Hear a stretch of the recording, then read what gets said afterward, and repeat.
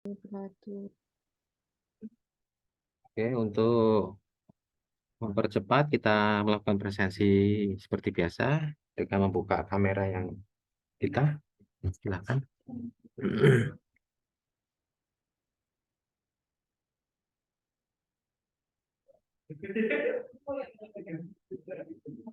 Oke, 1, 2, 3.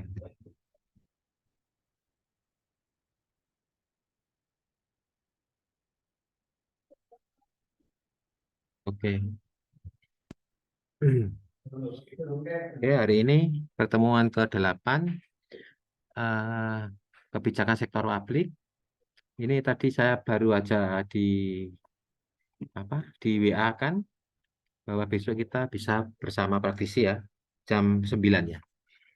Nah, tinggal setelah itu baru sekali lagi dengan praktisi. Setelah itu bisa kita jadwalnya kita bisa rubah misalnya tidak hari Sabtu ya untuk pertemuan pelayanan sektor publik.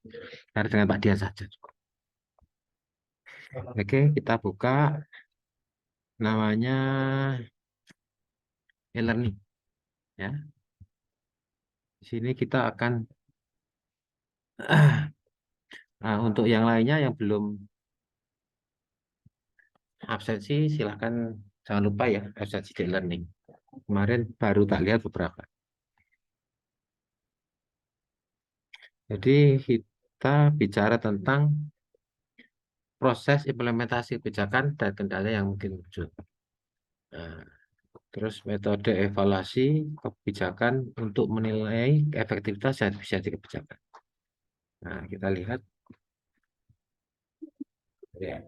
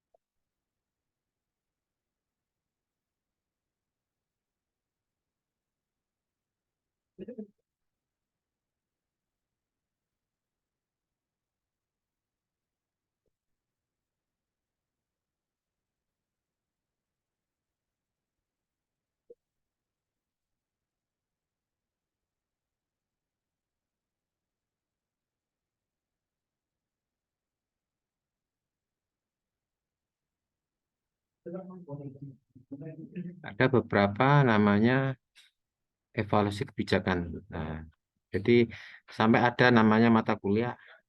Kalau kita kan kebijakan sektor publik. Nah, ada nanti yang lebih dalam itu evaluasi kebijakan sektor publik. Pelaksanaan dan evaluasi kebijakan itu merupakan 2 tahapan penting dalam siklus kebijakan publik. Pelaksanaan dan evaluasi. Nah, misalnya kamu kuliah, kita sama evaluasinya bagaimana? Oh, kamu kerjaan UTS bisa. Oh, kamu mengumpulkan UTS bisa. Itu evaluasi. Merupakan 2 tahapan penting dalam siklus kebijakan publik. Nah, beberapa ini adalah kedua tahapan tersebut. Jadi evaluasinya apa saja? Nah, seperti kita kalau mahasiswa. Jadi kemarin ada evaluasi bagaimana. Oh, ternyata nggak bisa apa-apa. Misalnya, waduh, berarti harus banyak belajar lagi. Bukan berarti bodoh, tapi harus banyak belajar lagi. Ya.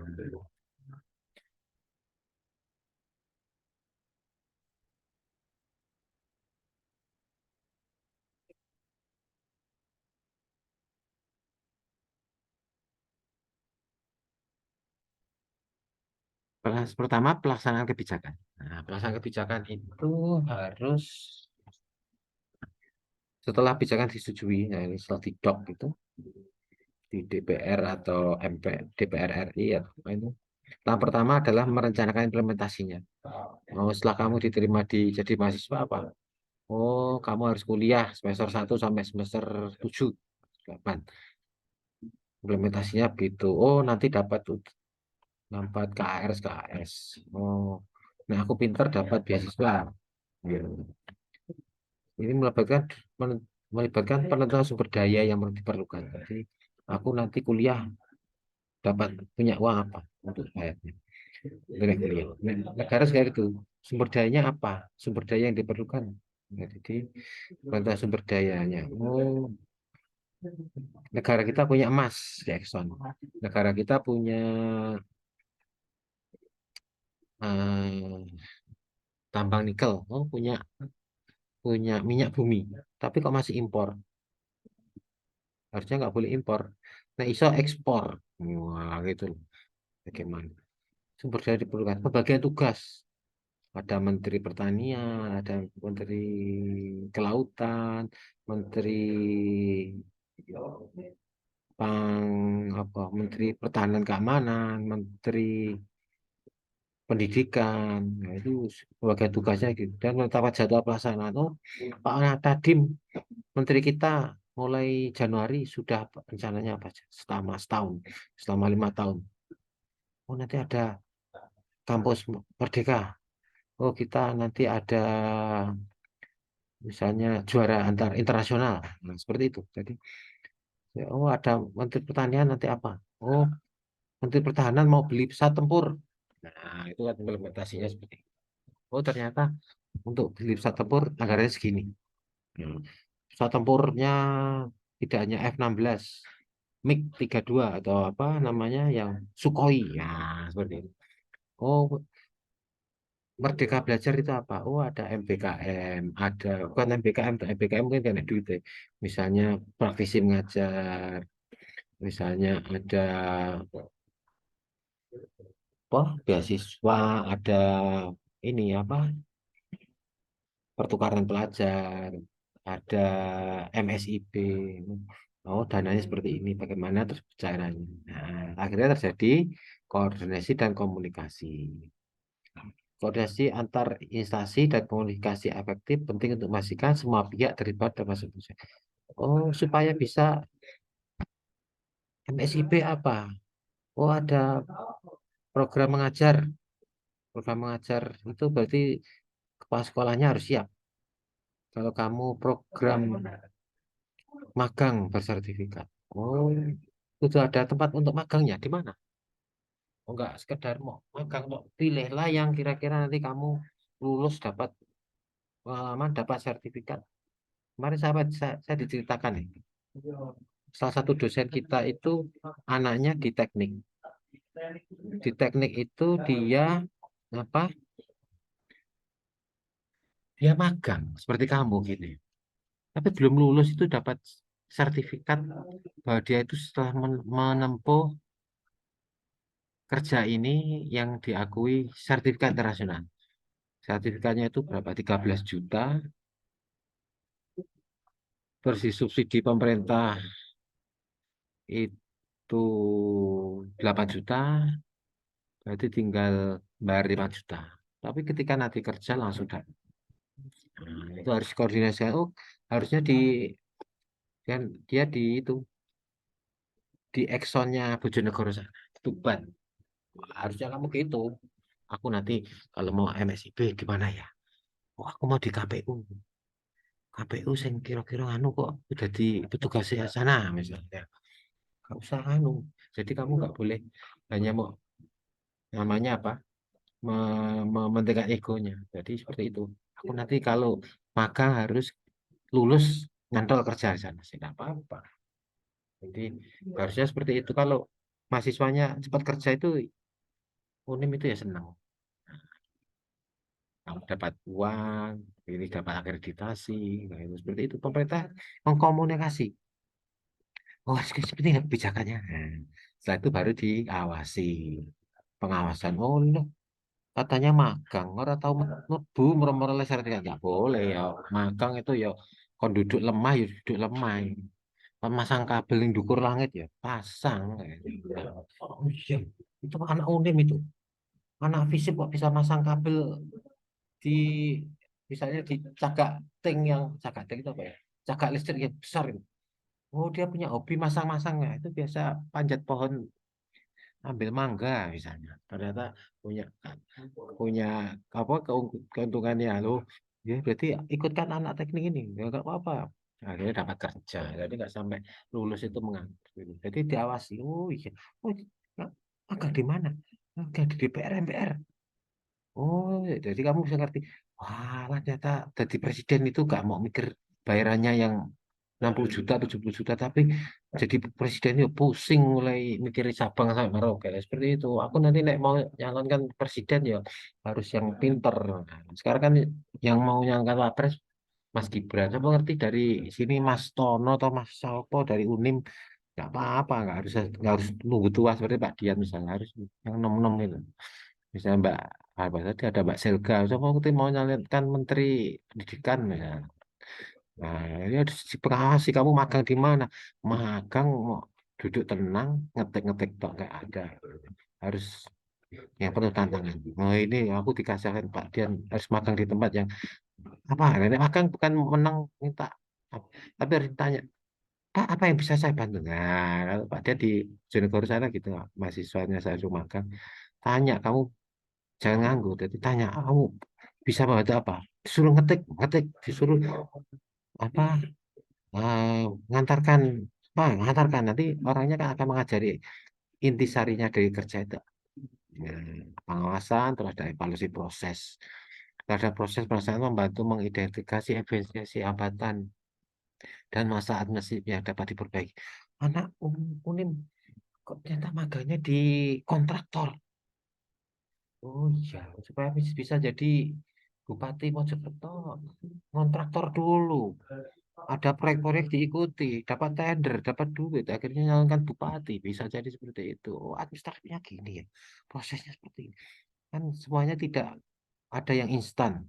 Nah, walaupun Mas Gibran kata instan, tidak instan. Sudah berapa tahun jadi wali kota ya. Nah, itu pun juga diwarai bapaknya Pak Presiden Jokowi. Jadi seperti itu, tidak ada instan, tidak ada makan siang gratis. Nah, istilahnya gitu. Jadi kalau kamu mau kenyang ya harus kerja. Nggak mesti harus ngemis, harus kerja. Apapun. Sebenarnya kalau kita mau kerja itu nggak ada kok istilahnya orang ngemis atau minta-minta. Insya Allah rezeki itu datang langsung dari Allah kan gitu. Prosesnya seperti itu. Oh, pokoknya bodoh dulu saya dimakan di Ciwi misalnya. Ciwi itu kan teknik ya. Tapi saya itu anak fisip ya. Nggak apa-apa, siapa tahu nanti kamu jadi hubungan masyarakat humas. Nah, di sana kamu kerja apa yang bisa apa yang kerja magang yang bisa apa. Nah, Jadi seperti itu. Pelaksanaan seperti itu. Apa yang harus dilakukan? Pemerintah daerah bagaimana? Oh, ini. Paling enggak nanti ketika dengan MSIB soalnya yang dulunya seperti kamu lulus dari uni misalnya butuh waktu 5 tahun baru bisa kerja ketika tahun. Nah, sekarang dengan program itu mungkin hanya 1 2 bulan sudah kerja. Yes. Itu memang tujuan pemerintah seperti itu. Jadi kamu ikuti prosesnya. Oh iya, angel memang. Tapi kan kalau ibaratnya kita itu mau ke kampus itu ya berat, enak tidur lihat film misalnya atau makan. Tapi kalau kita nggak melangkah 1 2 3 buka pintu terus nyangklong tas sepeda, ya nggak akan merubah nasib kan seperti itu. Oh iya saya ikut. Pokoknya saya disuruh ikut program pemerintah yang anu, tak ikut. Nah, seperti itu ya. Jadi istilahnya kamu akhirnya ngerti. Oh iya, apa ya? Saya disuruh Pak Dian untuk anu belajar seperti ini.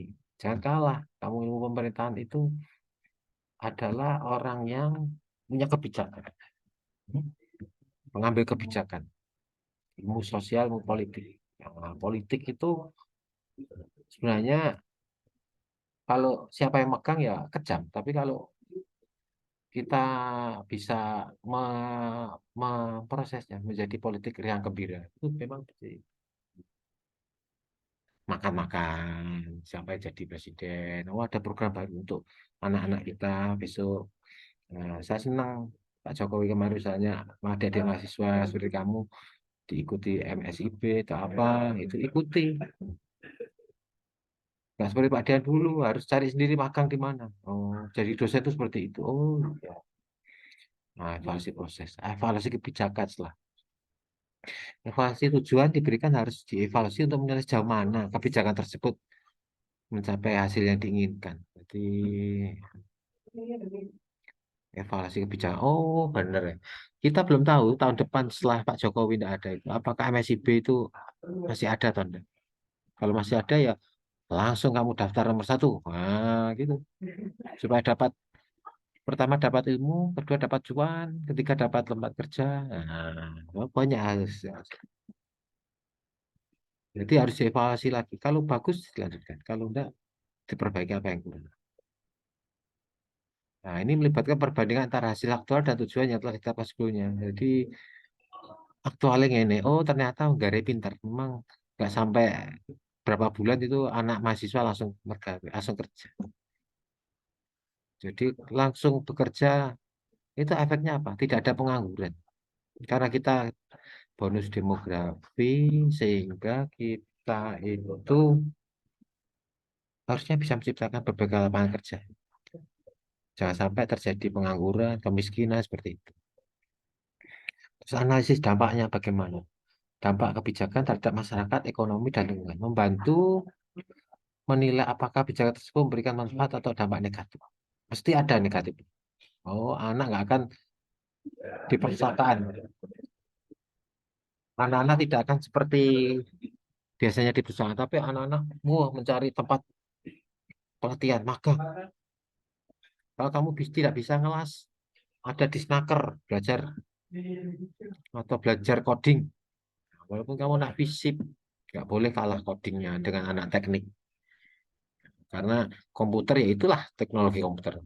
Paling ya Core i7, Core i9, RAM, DDR apa itu. Jadi tidak ada istilahnya, oh aku anak fisip ya. Kalau bicara tentang komputer ketinggalan enggak. Sekarang apalagi alat mengajar lengkap, ada GPT, ada AI, ada Google, ada Edge macam-macam. Tinggal kita itu mau nggak nyari. Di situ juga ada pekerjaan juga ada dikerjain juga hati-hati. Kalau pekerjaan kamu bisa dapat anu ya pekerjaan, tapi nek dikerjain ya uangmu hilang. Tapi insya Allah ada yang ada alatnya untuk protek analisis dampak. Nah, terus responsif terhadap kondisi baru. Pemerintah sekarang dengan yang kemarin beda. Memberikan perubahan kondisi ekonomi, sosial, atau politik yang mungkin terjadi selama masa kebijakan. Jangan harus dapat menyesuaikan diri dengan dinamika perubahan. Jadi kondisi Pak sekarang beda dengan zamannya Pak Dian dulu, Orde Baru. Orde Baru paling nggak tahun 80, 90, kamu mungkin belum lahir ya. Wes sudah bisa diprediksi Golkar pasti menang. Oh, bisa jadi nanti PDI kalah. Sekarang kan partai penguasa PDI. Terus Golkar menang lagi. Ada kondisi baru. Dan seperti tadi Pak Dian terangkan bahwa anak sekarang itu aneh. Anehnya apa? Anak sekarang itu banyak duitnya katanya. Karena mungkin dia sudah biasa. Oh, cara bisnis seperti ini, cara membuat kemasan seperti ini, cara cara dagangan laku seperti ini. Beda dengan saya dulu. Kalau dulu Pak aneh gitu jadi itu. Paknya Pemda, anaknya Pemda. Nah, nah, sekarang mungkin kamu beda dengan bapakmu yang mungkin ada bapakmu yang pedagang. Kamu bisa jadi ABRI atau bukan jadi ABRI, tak jadi apa ya, akabri sampai sampai jadi jenderal bisa jadi seperti itu. Jadi jangan merendah. Wah, kok nafisip ya? Bicara politik dan enggak. Nah, sangat terbuka. Tinggal kamu membaca peluang, tinggal kamu bergabungnya dengan orang lain. Itu responsif kondisi kondisi baru. Perbedaannya sangat mencolok. Makanya generasi terkini misalnya generasi Z. Nah, kalau Pak Dian misalnya generasi X tadi agak untuk jadul-jadul sedikit. Misalnya kok kuliah aja kok harus mencari wifi. Nah, kamu sudah sedia wifi sendiri. Nah, seperti itu. Setelah responsif kerja kode baru ada keputusan berdasarkan hasil evaluasi. Hasil evaluasi harus digunakan sebagai dasar untuk mengambil keputusan selanjutnya. Oh, evaluasi. Lanjutkan, misalnya kampus pengajar, hasilkan apa apa namanya pertukaran pelajar ikut. Nah, Walaupun sekarang mungkin diatur oleh buka prodi, harusnya enggak. Siapa yang mau daftar, lolos ya sudah. Hasil evaluasinya bagaimana? Jika misalnya tidak mencapai tujuan, perlu dipertimbangkan untuk memodifikasi atau menggantinya dengan lain. Oh iya ya, ngurusi wisuda jam bulat misalnya. Besok itu unik harus seperti ini. Ketika sudah ujian akhir, tek, langsung nomor ijazah keluar. Jadi langsung 1 bulan lulus, apa namanya, langsung dapat kerja. Bisa ngelamar PNS. Jangan sampai lulus, nunggu setengah tahun, baru ijazah keluar, sudah nggak ada, itu dapat jasa, lowongan PNS ditutup. Wah, mau liar. Udah sekolah FISIP ya. Itulah berdasarkan hasil evaluasi harus dievaluasi.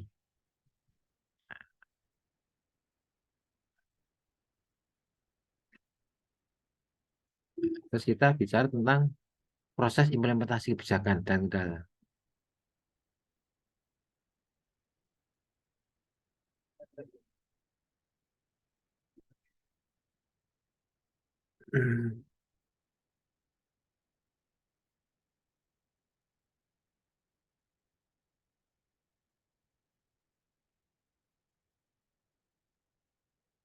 Proses implementasi itu apa saja? Jadi implementasi itu bagaimana pelaksanaan di lapangan tuh. Makanya kita itu sebagai orang kampus mesti kita selalu dinyek.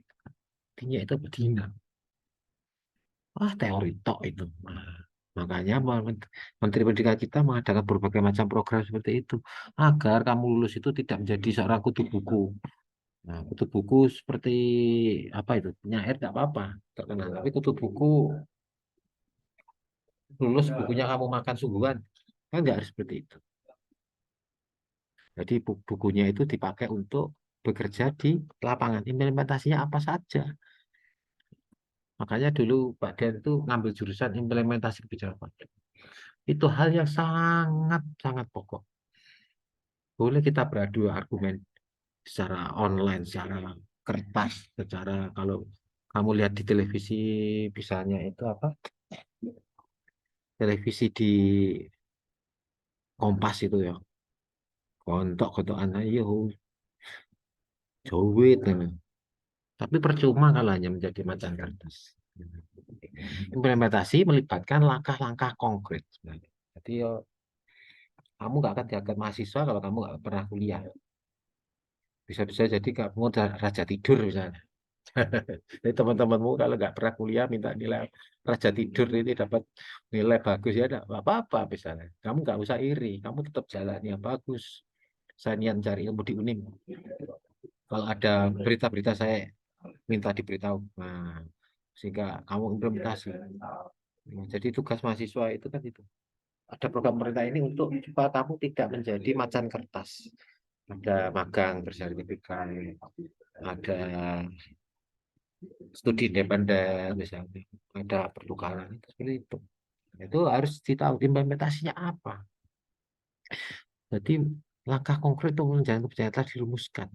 Nah itu kadang itu, wah ya orasi tok di tengah jalan tapi nggak ngerti kesulitannya ketika di lapangan. Bicara tentang Palestina, hanya bawa bendera well. Nah, terus apa yang dilakukan? Mengumpulkan anu dong, donasi, benar-benar. Nah, mungkin dia itu ikut teman-temannya toh. Siapa tahu terus kamu jadi dokter ya, tak mungkin ya kamu bisa. Terus kamu ingin jadi dokter rumah sakit Indonesia di sana, wah luar biasa perjuangan. Tapi ya itulah yang penting bagaimana jangan menjadi wajan. Jadi kebijakan yang telah dirumuskan itu dapat langkah-langkahnya apa? Melibatkan berbagai tahapan dan seringkali dihadapkan pada berbagai kendala. Kendalanya apa?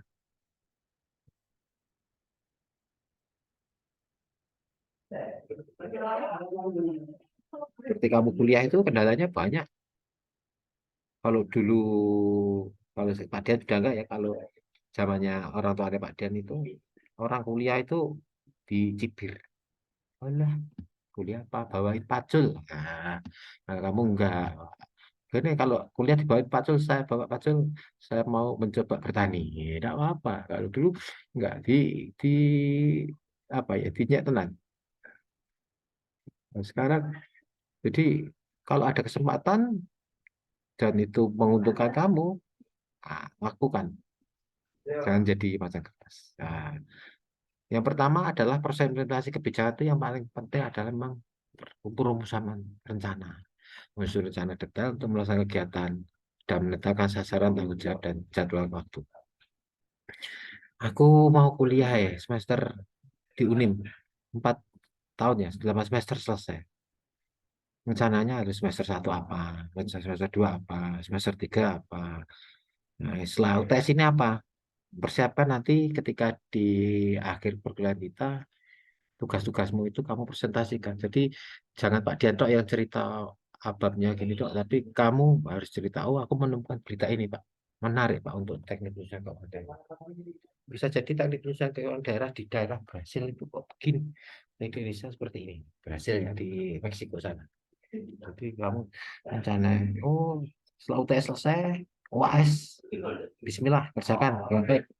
Nah, kalau sudah selesai itu dilakukan, berdoa. Alhamdulillah dapat nilai A misalnya. Gua kok oleh dapat Pak, apa ya kamu? Enggak pernah kuliah misalnya. Kamu kuliah terus, ada buktinya misalnya. Oh, enggak masuk Pak ini. Terus setelah itu kamu libur, kamu nyari apa? Apa yang bisa menambah ilmu? Syukur-syukur bisa menambah kamu. Itu namanya melaksanakan menyusun rencana. Jadi sudah kamu rencanakan, oh iya. Kalau yang punya toko, ketika liburan saya mau dengan orang tua menjaga toko. Nah, jangan kamu salahkan, Mas. Menjaga toko, menjaga bisnis itu mungkin hal yang kecil bagi kamu.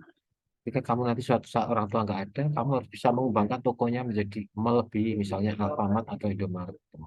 Jadi itu harus berencana yang besar walaupun Tuhan yang menentukan. Jadi rencananya apa? Oh, selama ini punya tokonya hanya pakai kalkulator beras. Besok kalau saya melanjutkan dengan orang tua ini, mau saya buka pakai AI, pakai komputer. Jadi orang tinggal ditunjuknya gini, barangnya langsung keluar bayar berapa. Jadi nggak usah pakai karyawan yang lainnya. So, sasarannya apa? Tanggung jawabnya. Oh, sasarannya seperti ini ya. Saya ikut program pemerintah ini, sasarannya apa? Saya menambah ilmu pengetahuan, menambah pengalaman, menambah cuan, menambah banyak teman. Tanggung jawabnya apa? Jangan sampai ada alasan saya karena ikut program pemerintah ini akhirnya nggak ikut UTS, UAS, dan jadwal waktunya harus tepat. Misalnya April, Mei, Juni, Juni UTS, UAS harus selesai semua. Dan saya selesai. Nggak boleh karena alasan apa? Akhirnya nggak tepat. Setelah itu baru mengorganisasi, menetapkan struktur organisasi yang sesuai. Struktur organisasi yang sesuai apa? Oh, kalau saya di FISIP nanti paling nggak saya berhubungan dengan ilmu politik apa? Di KPU, Pemda, pemerintah desa, terus apa itu ya hubungannya dengan organisasi yang tepat.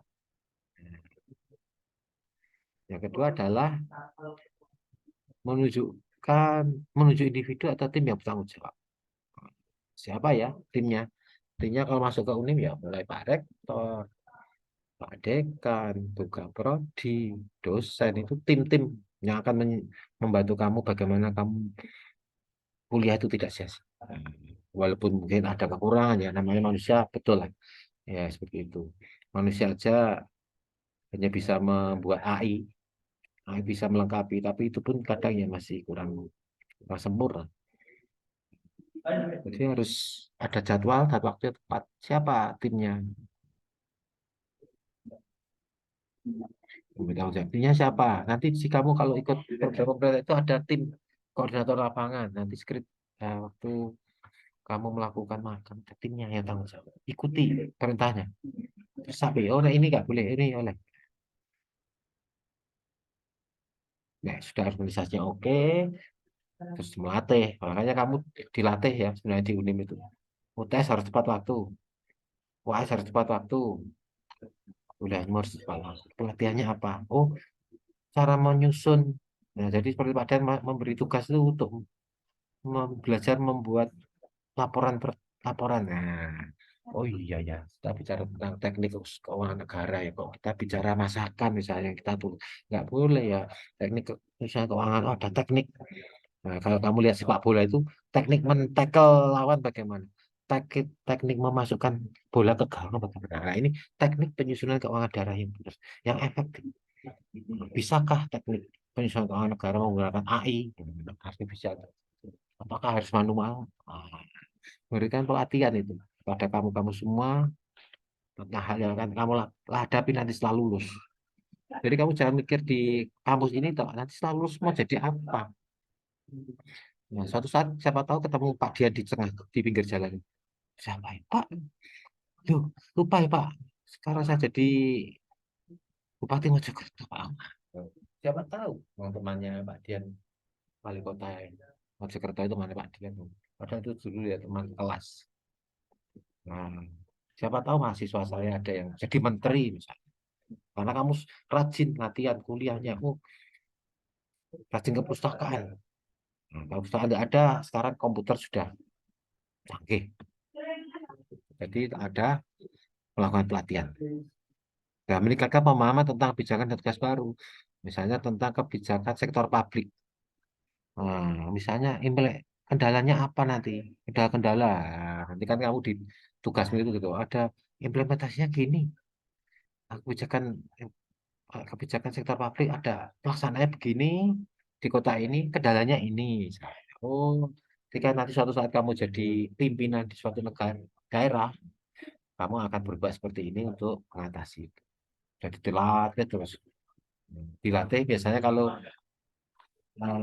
mahasiswa itu ikut BEM ya, nah, itu jangan karena dapat baju baru misalnya, tapi melatih kamu nak jadi pemimpin, jadi kepala daerah. Nah, jadi bisa ngomong di situ. Oh iya ya, aku tak latihan, niatnya latihan. Syukur-syukur ada cuannya, tapi tidak insya Allah. Nah, misalnya nek mahasiswanya rajin itu, dia tidak hanya dapat ilmu, misalnya tanding luar daerah, tapi dia juga dapat cuan dengan syarat harus menangkan lomba apa seperti itu.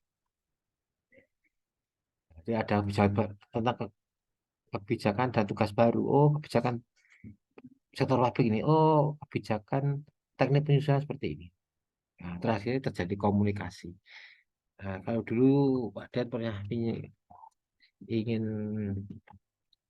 memberikan apa ya? Jadi kamu ketika bos angkatanmu enggak, ketika liburan kamu bisa misalnya minta izin untuk melihat tata kelola keuangan di Pemda Mojokerto, ada bukunya atau mungkin ada di internet lah. Jadi kamu ngerti oh, untuk apa saja. Belajar mengkritisi untuk dirinya sendiri. Kalau kamu mengkritisi langsung ya jadi perang dunia ketiga bisa-bisa. Berikan lagi mengkomunikasi, berkomunikasi tentang kebijakan dan perubahan yang akan terjadi. Oh, Mojokerto mau dibangun apa ya? Misalnya Stadion Mojosari mau dibangun setara dengan JIS, Jakarta International System ya di Jakarta itu. Nanti efeknya juga ada. Belum tentu pedagang kaki lima boleh masuk situ. Tapi nek yang sudah punya kontrak bisa jualan di situ. Oh, nanti bukan hanya yang nonton arek Mojokerto, bule-bule, oh, biasa latihan di situ. Wah, tapi ya mahal tak tiketnya.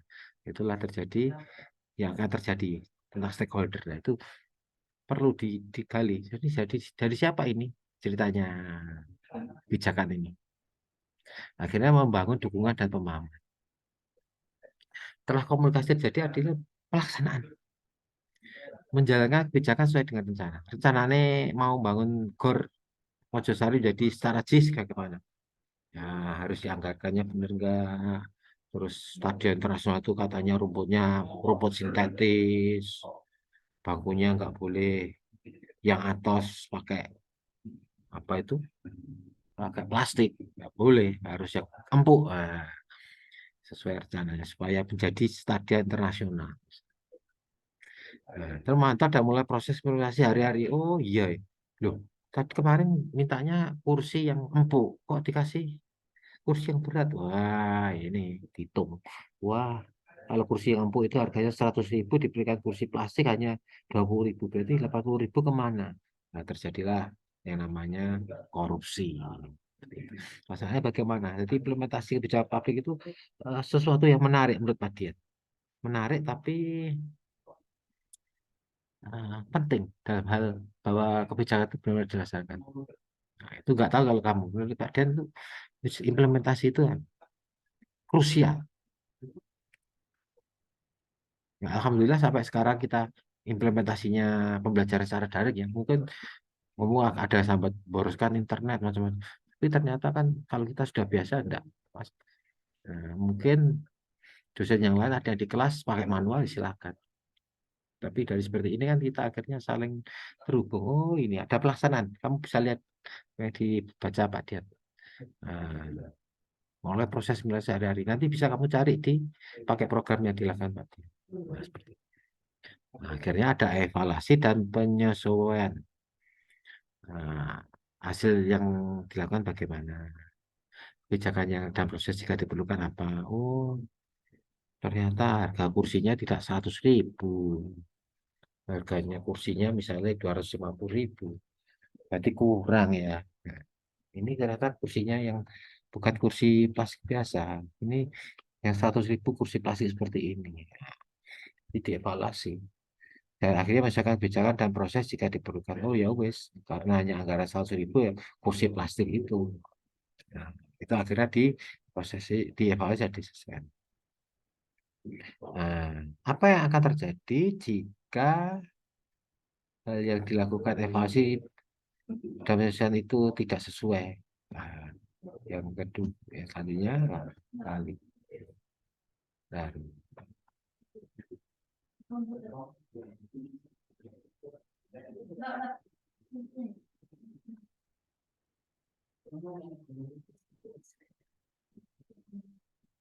yang pertama, kurangnya dukungan stakeholder. Jadi, wah, kira gelem yang terkait dapat tanggapan implementasi. Golek no kursi plastik saya regane 50.000 ibaratnya. Kalau dapat duit, nah, itu stakeholder seperti itu kan korupsi. Nah, ya, stakeholdernya terus kerat, kerut, kebut, saya kamu melakukan penelitian di KPU. Waduh, ngerti kok mahasiswa gini.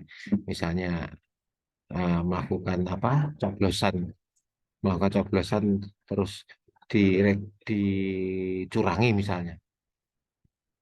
Atau mungkin Allah lagi mahasiswa lagi magang di KPU ini ngapain nih guys? Suruh ya data sa Indonesia Mojokerto sa Indonesia ngumpulin kene sosok kok nggo flash disk merusak laptop KPU bisa jadi seperti itu. Stakeholder kadang seperti itu. Nah, makanya sikap kita ketika melakukan implementasi itu ya kita harus mengalah tapi harus menjalankan sesuai yang ada sehingga kita bisa survive. Walaupun stakeholdernya atau pemangku kepentingan tidak setuju, tapi dia akan nanti akan lurus sendiri. Kendala yang mungkin selanjutnya adalah sumber daya terbatas. Nah, seperti tadi keterbatasan anggaran. Kok Mojosari seperti itu? Kok Gor Ahmad Yani di kota nggak tahu ya sekarang. Atau kok pajak seperti itu kok nggak dibuat standar internasional. Jadi kalau anak-anak Uni mau bal-balan itu bisa di stand mau sekali-sekali ya di gor internasional. Kok dari dulu seperti itu. Mojosari gornya oke tapi suketnya luar biasa. Sumber daya terbatas. Karena apa nggak ada duitnya, anggarannya terbatas, tenaga kerja yang melihara kapasitas dapat menjadi kendala. Oh, kalau dibuat fasilitas internasional harus dibutuhkan penjaga yang baik. Nah, ini penjaganya kurang baik itu apalagi mari orang sekitarnya masih rumahnya misalnya kayu jelek kok ini bangun internasional lampunya mahal Orang yang suka sawat lampunya atau kaca-kacanya. Pengalaman menarik ketika ini pengalaman menarik ya. Dan ketika di Bojonegoro dulu itu kota terbelakang ya. Terus tamannya, nah sekarang taman sudah bagus ya, itu dibangun yang indah dengan diberi sponsor oleh Gudang Garam. Sangat senang bupatinya waktu itu, bupati. Sekdanya atau apa itu? Nah, sekdanya waktu itu rektor kita yang pertama, Pak Rektor Sepuh itu kan. Tapi ketika dia besok paginya jalan-jalan itu, dia sangat terkejut. Akhirnya itu loh, maaf ya nek disawati telek, telek orang. Karena apa? Orangnya Mary. Orangnya Mary mungkin ya nggak nggak sanggup di situ. Kalau jersey itu orang buang hajat kan nggak bisa sembarangan. Oh, sumber daya terbatas SDM-nya untuk membersihkan apalagi sawah telek pas sawah bening. Padahal kan itu milik bersama. Makanya kalau kamu magang terus di tempat atau di tempat umum yang kok rusak ini, orang di situ sumber daya terbatas. Ada sumber daya anggaran untuk melihara tenaga kerjanya, SDM-nya, atau fasilitas yang menarik itu malah menjadi musuh bagi mereka. Misalnya kita lihat kereta api sekarang. Kereta api sekarang nggak bisa orang jualan di dalam, beda dengan 10 tahun yang lalu. Gimana rakyat kecil protes kadang ya, bicara sebagainya. Tapi negara harus tegas, negara nggak boleh kalah. Memang. Kendala-kendalanya seperti itu sangat sulit sekali. Yang kedua adalah perubahan resistensi. Nah, resistensi dari kelompok atau yang terhadap perubahan yang dihasilkan oleh kebijakan. Kebijakannya apa? Nah, kalau sekarang ini Pak Jokowi di akhir jabatannya ini kebijakan tadi tak bilangin kebijakan kampus merdeka ya harus benar-benar merdeka seharusnya. Nah, nggak usah ke kampus tapi benar-benar kamu ngerti, kamu ngerjakan tugas, nah, bisa dapat cuan. Jadi nggak ada mahasiswa mengeluarkan cuan, nah, bisa dapat cuan semua. Kebijakan terbatas. Nah, ini sekali kelompok. Nah, ada 3 kelompok sebenarnya di dunia atau di Indonesia. Yang pertama tuh kelompok miskin. Yang sering diperhatikan loh di sama 3 kelompok sudah, tapi yang diperhatikan hanya 2 kelompok. Yang pertama kelompok miskin dan kelompok kaya. Nah, kelompok tengah-tengah ini kurang mendapat perhatian, yaitu kelompok diarahkan miskin ya kerja, dikatakan kaya ya gajinya 1 bulan selesai habis. Itu yang kadang tidak diperhatikan, tidak dapat BLT, tidak dapat beasiswa, tidak dapat kucuran kredit. Akhirnya daripada dikatakan kaya sulit, akhirnya dia caranya jadi mengaku ke kartu Indonesia miskin, KIS, atau KIM, bukan KIS ya, kartu Indonesia miskin. Nah, dia ngaku miskin. Jangan salahkan kalau tabung hijau itu lebih laku daripada tabung biru, tabung LPG. Karena semua orang mengaku miskin. Nah, jadi akhirnya yang tengah-tengah daripada nggak dapat bantuan, kalau dia bisa menjadi orang kaya dengan cara nipu mungkin, atau menjadi sekalian orang miskin. Itu. Nah, daripada nggak dapat bantuan, itu jadi perubahan resistensi seperti itu. Jadi harusnya memang berkeadilan si kaya dapat, si miskin oke, yang tengah-tengah. Kadang kelompok tengah itu nggak diperhatikan. Itu yang repot dari pemerintah kita. Yang keempat adalah ketidakjelasan tujuan. Tujuan yang tidak jelas sebenarnya sudah menjadi tidak terarah. Kamu suruh magang itu untuk apa? Agak jelas. Oh, untuk menghabiskan SKS-mu. Oh, enggak. Oh, ternyata untuk menambah. Jadi harus jelas. Jika tujuan tidak jelas, implementasi dapat menjadi tidak terarah. Yang kelima adalah ketidakmampuan teknis. Teknisnya, keterbatasan keterampilan atau infrastruktur teknis dapat menjadi kendala. Apa ya? Seharusnya jalan di depan itu misalnya di depannya Unim itu paling banter 60 km per jam. Nah, sementara mobil sepeda motornya sudah lari 80. Ya bisa tabrakan. Jadi alatnya itu gimana? Harus jelas. Ketidakmampuan teknisnya harus jelas. Hmm. Kalau kemarin kamu mungkin ngerti, dosen-dosen itu disuruh Zoom semua, ternyata kemampuan infrastrukturnya tidak bagus, terkendala. Seperti tadi Pak Dian ini kita pakai perpustakaan ya kita bisa. Kalau Pak Dian pakai yang ini fisik seperti tadi awal putus. Nah, dengan ini kan malah enak kita. Nggak usah kamu ke kampus sudah ngerti, sudah akses Pak dia, besok ngajar lagi seperti itu. Nah, teknisnya harus jelas. Nah, harusnya dikasih jaringan yang tidak putus-putus. Akhirnya terampil. Keterbatasan keterampilan atau infrastruktur teknis dari tidak. Kamu mau ikut program pemerintah, kamu sudah pinter enggak? Atau kamu nggak pede membuat penulisan jurnal misalnya? Harus bisa. Oh, misalnya kereta api cepat itu harus dilatih dulu dari negara Cina. Kalau biasanya kereta api lambat itu yang kita pakai Bromo, itu kan paling 100.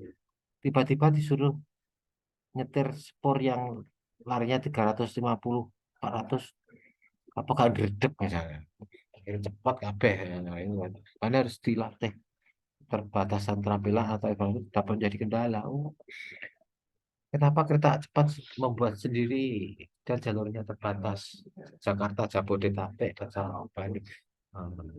Karena memang harus seperti itu. Kalau lewat rel biasa lewat rel biasa bisa sepornya itu terbang keluar dari rel 350, 100 km aja kadang anjlok kok. Nah, kok gak sampai Surabaya Pak? Karena mungkin belum punya duit bagus. Kendala yang lainnya adalah ketidakseimbangan prioritas.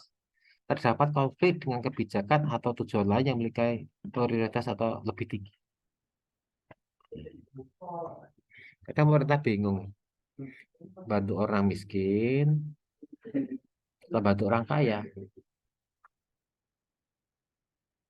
Akhirnya dilihat paling banyak orang miskin apa orang kaya. Yang orang kaya itu hanya 10%. Tapi yang dibantu orang kaya akhirnya. Karena sedikit. Orang miskinnya kayak sama-sama 10 juta.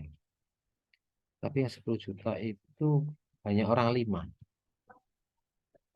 Daripada 10 juta orang 10 atau orang 20. Milih mana? Banyak mana? Nah, secara prioritas seperti itu. Waduh, kalau yang anu nggak dikasih uang, yang miskin, bisa mati penduduknya Indonesia. Nggak ada BLT. Tapi kalau BLT diteruskan, banyak orang miskin itu yang nggak mau kerja. Kan? Karena prioritasnya gimana? Sebenarnya BLT itu juga membuat orang tidak apa namanya, tidak mau kerja loh. Hati-hati.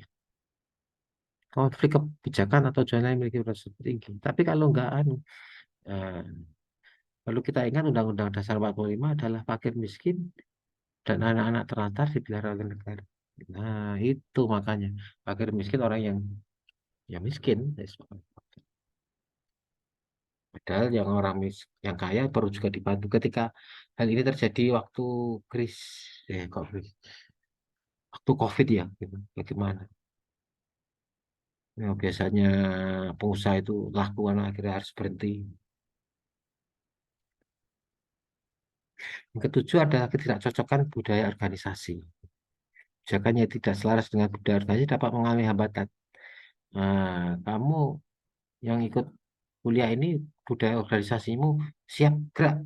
Ya, siap gerak juga kamu siap untuk belajar tepat dimanapun. Hmm. Tapi mungkin teman-temanmu yang nggak nggak ikut kuliah mungkin selain sibuk ya mungkin dia tidak cocok dengan budaya organisasi harus zoom harus jam 7 jam 8 sampai jam 11 misalnya. Nah, tidak ada Pak Jokowi nyuruh kerja kerja kerja kerja. Orang Indonesia mah kerjain kerjain kerjain nah, akhirnya nggak jadi kerja jadi pembohong-pembohong nah itu harusnya nah, padahal kalau kita sebagai orang Indonesia itu enak tidur aja ya daripada kerja tapi kan memang kalau kamu tidur negara lain sudah mencuri emas kita mencuri tambang kita Tidak cocokkan budaya organisasi. Padahal kalau di agama ibaratnya setelah subuh nggak boleh tidur, harus segera kerja. Tapi budaya kerjanya beda. Kalau di Arab mungkin sama di negara Eropa itu harus segera bangun. Indonesia tenang, misalnya nggak ada banjir, nggak ada gunung meletus, terus habis hujan, alah, berangkat tondang sampai ngantuk-ngantuk seperti itu. Bahkan gue tidak curiga berorganisasi itu berpengaruh, namanya hambatan. Kalau kamu kuliah tidak di UNI, saya perlu anu ya pertama pelajaran. Carilah yang grade-nya tinggi. Jadi kamu ngerti, wih, ya, mahasiswa di sana itu juga rajin, tidak mau ngomong doang. Oh, makanya kok UNIM grade-nya masih rendah. Oh, terus di sini mahasiswanya sangat rajin. UTS-nya cepat semuanya. Semuanya selesai tepat waktu. Tidak yang molor. Nah, itu tidak sesuai budaya organisasi, harus kita latih. Bukan harus kita krek. Soalnya kamu kalau hidup di dunia militer, dunia militer gak bisa baris gebuk, cocok. Nah, tapi kan banyak yang mati tentara itu sebenarnya. Yang yang berani lapor saja melihat media sosial yang diurus kalau udah ya. Tapi kan kita sipil, nggak usah sampai dijujuk atau digebuk. Sudah sesuai kerja ya kerja, waktunya kuliah ya kuliah. Seperti itu. Jadi implementasi kebijakan itu kendala seperti itu. Tidak cocok. Yang kedelapan adalah perubahan kondisi eksternal. Eksternal itu perubahan pemerintah dapat mempengaruhi implementasi. Makanya tadi saya bilang, sekarang mumpung ada apa, MSIB, program Merdeka, kamu paling nggak ikut toh lah, ikut tambah piye carane kan kecantol rono ning gone katut lah. Itu nek Pak Jokowi mari, apakah ini akan misalnya diteruskan Pak Anies Baswedan atau mungkin Pak Ganjar mau mengajukan atau mungkin Pak Prabowo ketika belum tentu. Ketika Hambalang itu belum selesai ditinggal, terus tersangkanya dimasukkan penjara. Alhamdulillah Pak Jokowi juga masih mau melanjutkan menyelesaikan Hambalang. Nah, itu makanya bedanya di situ. Kita lihat ya, supaya nggak ngantuk. Saya bukakan.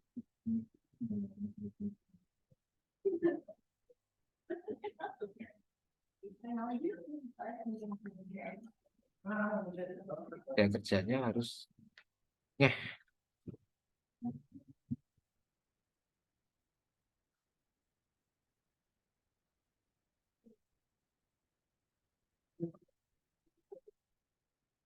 Oh, gimana? Sudah diselesaikan belum? Jadi rumah hantu belum selesai. Imik. Oh, ini diselesaikan Pak Jokowi tapi juga belum selesai. Oh, sudah ya. Oh, ini.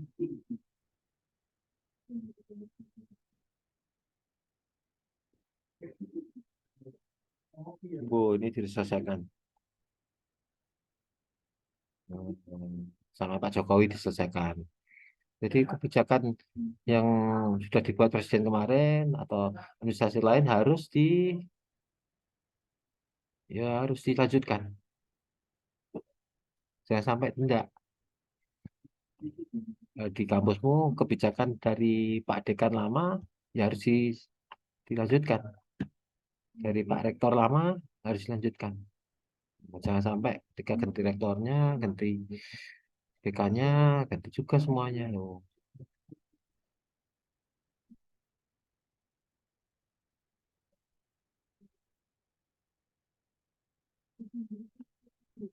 2023. Hmm, masih diperbaiki ya, bagus. Itu para koruptornya ini loh mungkin yang sudah jadi.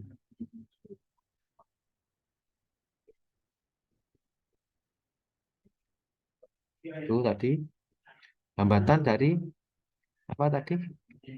Dari pengampu kekuasaan. Kita buka lagi.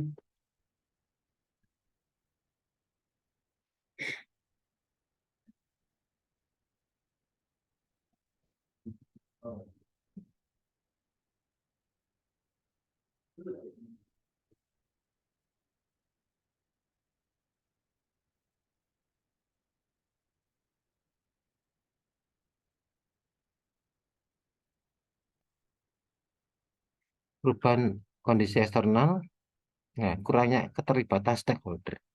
Jika stakeholder tidak terlibat secara aktif, implementasi bisa menjadi sulit. Hmm, Kamu pergi acara ning desa ra libatno Pak Wo, gak menjadi izin ya, seneni wong misalnya. Stakeholder harus kadang dilibatkan. Kalau kamu sebagai mahasiswa mau acara di desa, harus izin Pak Lurahnya dulu. Tanya Pak Lurah, apa yang harus Nah, stakeholder harus dilibatkan. Tidak, kalau tidak terlibat secara secara aktif implementasi bisa menjadi sulit. Gak ngerti itu bangun apa. Tapi nek stakeholder dilibatkan kadang repot, minta cuan juga.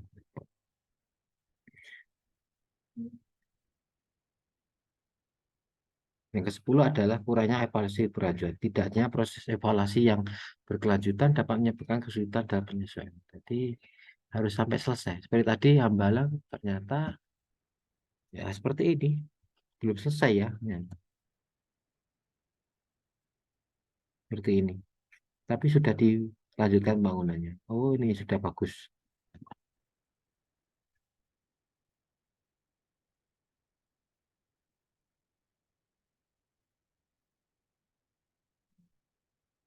Itu Hambalang. Oh, ini yang kena apa ini koruptornya. Nah, repot ya.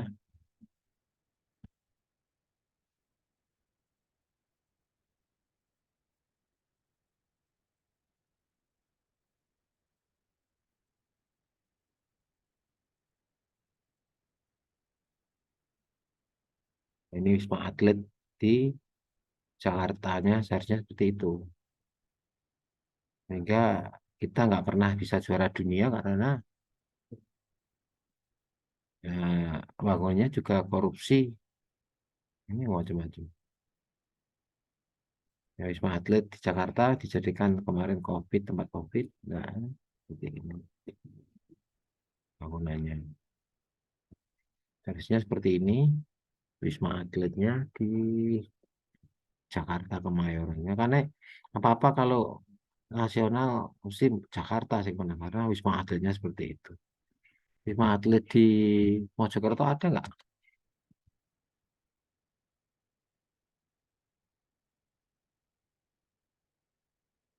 Nggak ada. Ini Jakarta semua mah.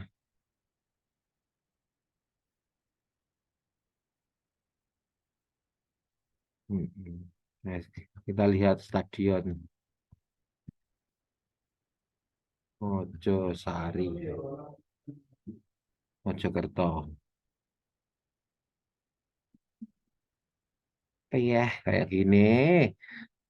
Yang makanya di Lokno bal-balan untuk Piala Dunia. Ya, dia kan Gelora Bung Tomo. Nah, ini seperti ini kok. Nggak duit-duit atau gimana? Kalau stakeholdernya nggak. Stadion Gajah Mada seperti ini gambarnya loh. No, macet mulai stadion SD kok. Sampai sekarang jadi dosen Tio macet ya. Stadion kota.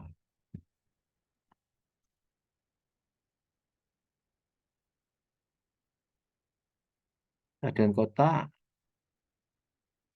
seperti Masa Allah. Yuh. Ini stadion harusnya bisa kota Madya punya 3 kecamatan seharusnya bisa hmm, apa stadion Jakarta International Stadium. Nah,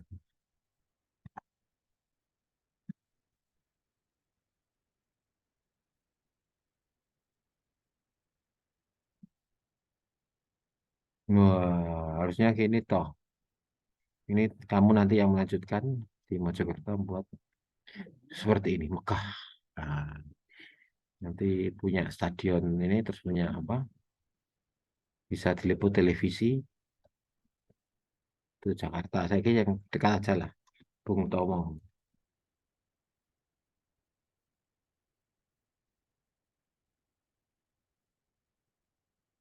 Oh, apik ya, kita punya. Tapi di Surabaya. Nah, seperti itu dong.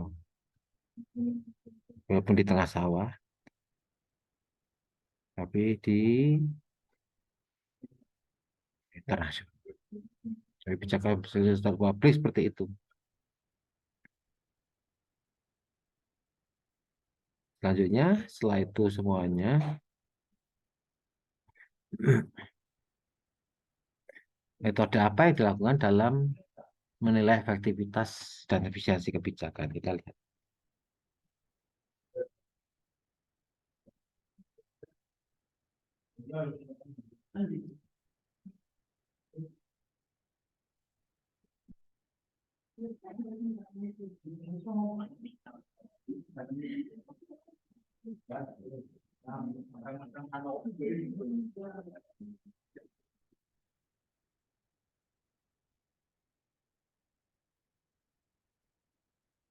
Berikut adalah metodemu yang digunakan.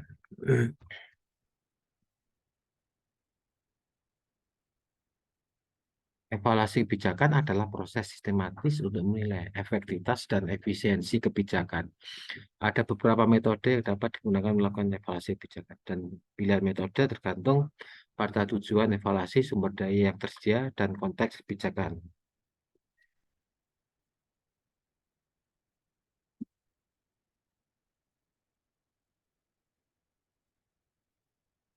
Oh, biru, sorry, sorry. Yang pertama, analisis cost benefit. Nah, ini biasanya orang-orang CBA. CBA itu hmm, menilai kebijakan dengan membandingkan manfaat dan biaya yang terkait. Nah, kelebihannya apa? Nah, gambarannya seperti ini tentang efisiensi ekonomi dan cost benefit. Jadi macam-macam penilaiannya, metode evaluasinya. Jadi kalau kamu naik di DPR, gedung DPR kayak DPR RI ya, kan macam-macam, akhirnya debatnya serem.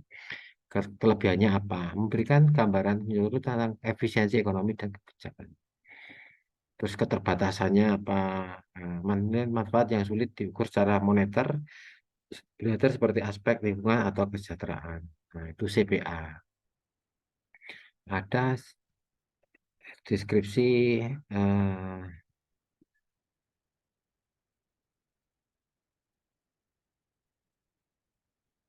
no, no, sorry, sorry.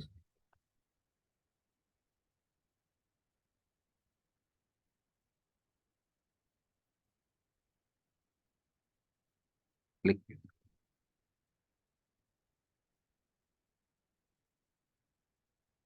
Yang kedua adalah analisis cost effectiveness. Adalah menilai kebijakan berdasarkan biaya per unit atau hasil manfaat yang capai. Ada kelebihannya. Kelebihannya fokus pada efisiensi biaya untuk mencapai tujuan tersebut. Per unit, per unitnya sepeda motor 1.000, nek tuku 1.000 gitu kan ya misalnya. Jadi harus itu apakah akhirnya kendaraan dinas di mana ya, kendaraan dinasnya akhirnya mending disewakan Grab atau gimana. Jadi tidak bisa mikir biaya perbaikannya per unit, lebihannya seperti itu. Keterbatasnya tidak memberikan informasi tentang nilai total manfaat. Nah, beli sepeda motor ya sakmono ki. Paling mau iso gawe mlaku rono rene ke kampus pulang ya. Padahal kan tidak seperti itu aja. Misalnya bisa mengantarkan apa ya, misalnya bisa dipakai untuk Grab macam-macam. Jadi kadang tidak seperti itu. Tidak memberikan informasi tentang nilai total. Ada MCDA. Ini nanti biar saya share ya sambil kita baca.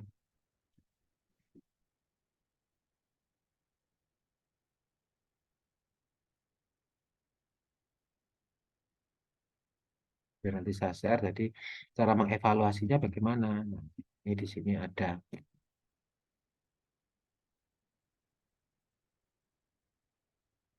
biar saya share. Balik ke laptop.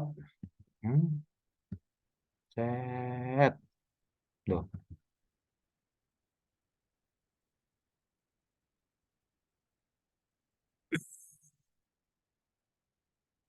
seri ya, 2 jam, 3 jam. Jam ngoceh.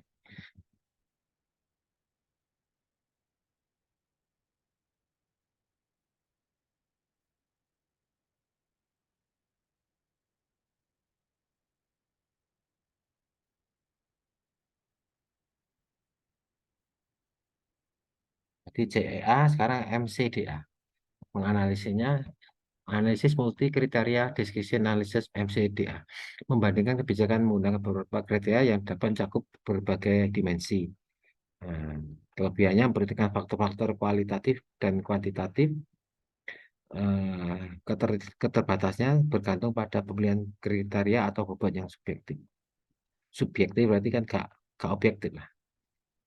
Nah, jadi mau macam-macam nak beli, ini dibangun misalnya stadion, misalnya Mo- Mojokerto dibangun stadion seperti JIS itu, wah, nanti ada macam-macam dimensinya. Oh, yang di situ hanya orang-orang kaya toh, misalnya pedagang anu, atau mungkin duitnya habis. Akhirnya tidak membahas, oh harusnya pertandingan internasional bisa di Mojokerto. Misalnya. Keempat adalah analisis regresi. Nah, deskripsi menilai hubungan antara variabel kebijakan dan hasil yang digunakan menggunakan model matematis. Nah, kelebihannya mengidentifikasi pengaruh relatif dan berbagai variabel, keterbatasnya bergantung pada ketersediaan data dan asumsi model. Yang kelima adalah analisis studi kasus. Waduh, nutup lagi, sorry.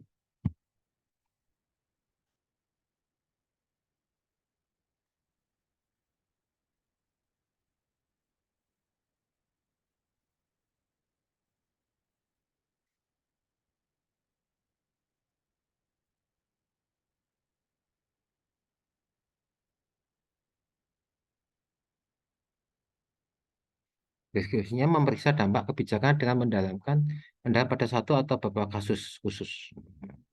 Ketika dulu itu kasus vaksin mau divaksinkan ke tubuh kita kita ini, kasusnya ada yang mati, ada yang akhirnya tuanya seperti ini, ada yang mengatakan bahwa dimasukkan chip, kasus-kasus. Wah, akhirnya nggak nggak sembuh-sembuh. Wah, tapi ada kasus lainnya ketika divaksin akhirnya sembuh semua.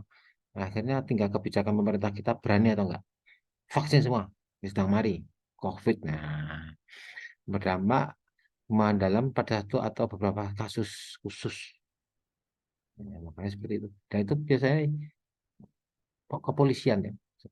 Oh, keluarga ini satu keluarga dimatikan ya. Oh, mungkin tetangganya punya punya masalah dengan tetangga, punya hutang, punya ini. Oh, ini mungkin masalah apa sih ini dengan pacarnya. Nah, akhirnya dihubung-hubungkan seperti itu ketemu. Jadi yang punya studi kasus ini biasanya kepolisian. Ada satu atau beberapa kasus khusus.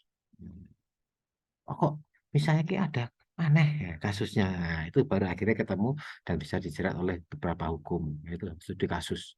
Kelebihannya memberikan pemahaman dalam tentang konteks dan mekanisme kerja kebijakan. Oh, seperti ini ya. Nah, keterbatasannya tidak selalu dapat mengumumkan hasilnya ke konteks yang lebih luas. Nah, itu biasanya delik-delik. Misalnya hanya ke Indonesia tok. Ketika kebijakan COVID dulu tuh. Nah, akhirnya ternyata Indonesia termasuk yang paling lepas dulu. Setelah Indonesia kan baru Singapura atau Malaysia. Ada negara-negara itu kecil. Nah, kita, waduh ada yang saya sing gone ngomong gone vaksinnya gak halal, sing vaksinnya katanya ada IC-nya, ada sing wah, pokoknya ganane londo, KSS Belanda ya maksudnya, nggak ganane Cina, sing apa dari ilernya apa, aduh, yang keenam adalah partisipatif, melibatkan pemangku kepentingan masyarakat dan masyarakat dalam menilai kebijakan. Nah, yang penting siapa? Yang butuh siapa? Di UNIM ini yang butuh wifi siapa? Dosen kah? Mahasiswa kah? TU kah? Misalnya. Nah, seperti itu. Oh, akhirnya yang butuh jembatan dibangun itu masyarakat ini. Nanti juga membawa seperti yang butuh dibangunkan jalan tol siapa? Emangnya orang Mojokerto tok, Indonesia mulai Jakarta sampai Surabaya bisa dengan cepat. Oh, di sana juga orang Sumatera butuh jalan tol. Oh, dia bangun jalan tol partisipatif. Oh, setelah itu harus dilewatkan sini tolnya. Oh, harus sini. Dulu Mojokerto itu tolnya bingung. Putuskan dulu. Baru Pak Jokowi ini bisa bersambung. Dulu bangun tol itu sampai Jinomoto itu aja nggak sambung gitu. Zaman Orde Baru sampai zaman Pak SBY itu. Nah, akhirnya kelebihannya apa? Kita jangan melihat mahalnya tolnya, tapi kelebihannya lebih cepat. Nggak punya duit ya jangan tol. Nah, misalnya gitu, jangan lewat tol. Nah, keterbatasannya memerlukan waktu dan sumber daya untuk mendukung partisipasi. Nah, seperti itu kelebihannya cepat.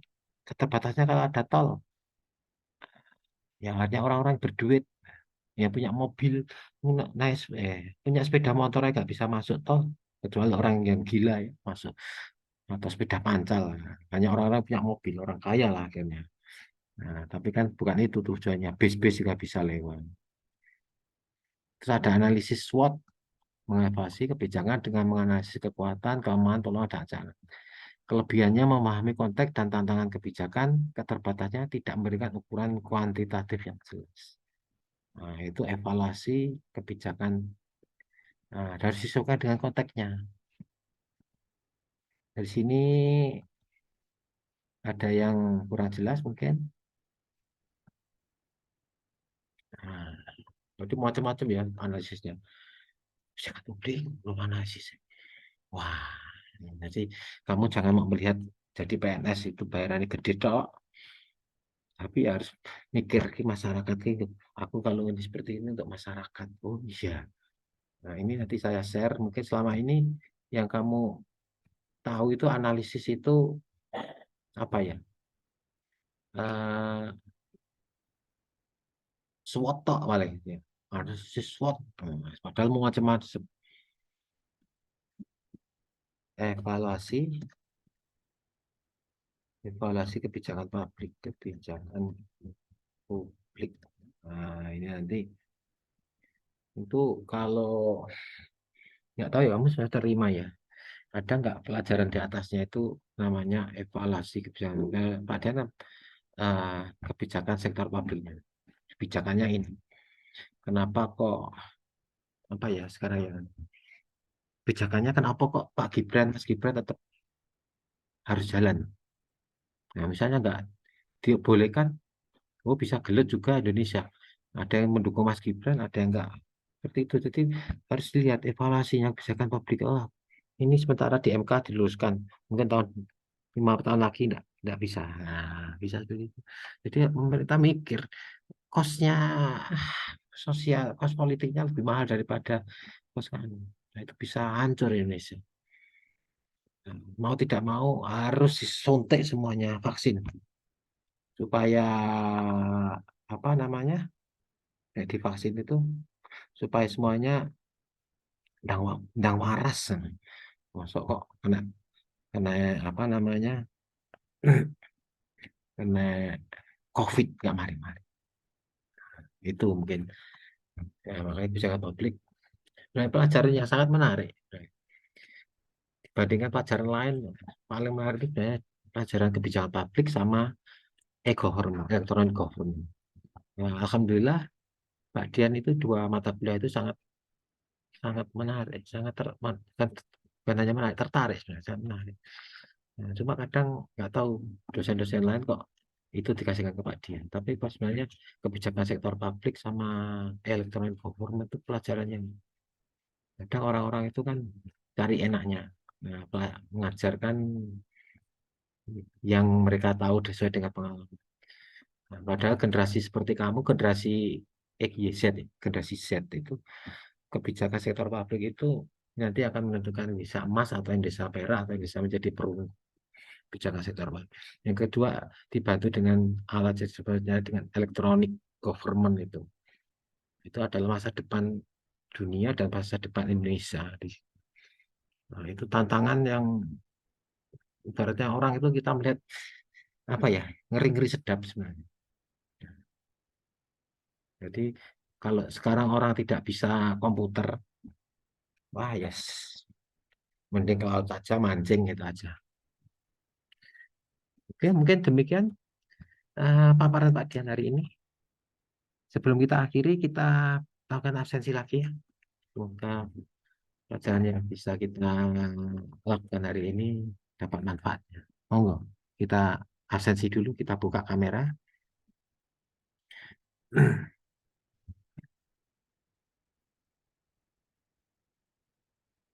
Saya tunggu untuk dibuka kameranya semuanya. Yang paling enggak, yang ngantuk-ngantuk bisa krip krip krip krip gitu. Nah, lagi Jumatan, Mas Nabil itu, dia aduh semangat. Yang lainnya monggo, silahkan Mbak Silga, Pak Dita, Mbak Nadia. Ibaratnya apa? Kecil kuat daripada besar gopok. Hmm. Pak Dian lebih suka mahasiswa walaupun nggak banyak tapi ngerti daripada mahasiswanya 50 terus nggak ngerti bahkan nggak tahu apa. Nah, hanya ikut-ikutan. Nah, semoga ini memperoleh ilmu kita semua. Kita ambil foto ya. Ya, kalau sudah, oke, siap. Satu, dua, tiga.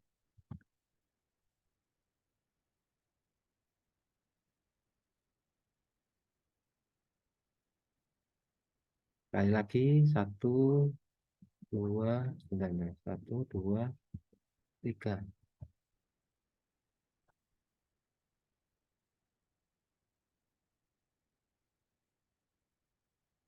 Oke, sudah. Eh, Sebelum diakhiri, benar-benar diakhiri, ada yang tanyakan? Mbak-mbaknya, Mas Nabil, Mbak Nadia, Belum monggo. ada, Pak. Ya. Nanti saya share ya, yang kemarin, yang tadi apa, evaluasi kebijakan publik menggunakan apa saja. Hmm. Kalau tidak ada, mungkin demikian pertemuan kali ini. Semoga kita semua memperoleh manfaat dari belajar ini dan ilmu yang kita peroleh menjadi barokah, manfaat bagi Pak Dian, bagi kamu semua mahasiswa, sehingga bisa menjadi apa penerus bangsa Indonesia ini menjadi agar Indonesia ini lebih baik lagi. Demikian mungkin saya tutup dengan ucapan terima kasih. Assalamualaikum warahmatullahi wabarakatuh. Waalaikumsalam warahmatullahi wabarakatuh. Semangat semuanya.